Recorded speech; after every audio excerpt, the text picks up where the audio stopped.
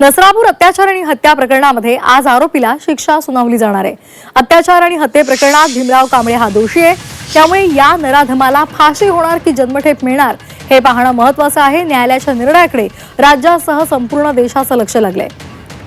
संपूर्ण राज्याला हादरवून टाकणाऱ्या पुणे जिल्ह्यातील नसरापूर अत्याचार आणि हत्या प्रकरणामध्ये कोर्ट आज निकाल देणार आहे आणि या प्रकरणामध्ये आरोपी भीमराव कांबळेला कोर्टानं दणका दिलाय। पुणे विशेष न्यायालयानं आरोपी भीमराव कांबळे याला दोषी ठरवलंय। 1 मे 2026 रोजी आरोपीने चिमुकलीवर अत्याचार करून तिची निर्घृण हत्या केली होती।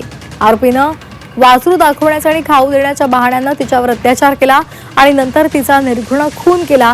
त्यानंतर शेणाच्या ढिगाऱ्याखाली तिचा मृतदेह लपवून ठेवला होता। सीसीटीव्हीच्या आधारे आरोपी भीमराव कांबळे याला पकडण्यात आलं होतं। या प्रकरणात कोर्टानं आरोपी भीमराव कांबळे याला दोषी ठरवलंय। आज आरोपीला शिक्षा ठोठावली जाणार आहे।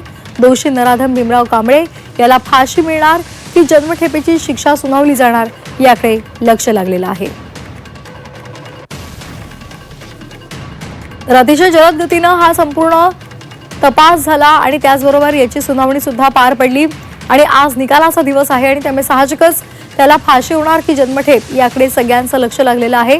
त्याला फाशीची शिक्षा सुनावावी यासाठी संपूर्ण राज्याची मागणी होती। त्या संदर्भात वारंवार तिच्या कुटुंबियांसह संपूर्ण राज्यातल्या जनतेनं सुद्धा तीच मागणी लावून धरलेली होती।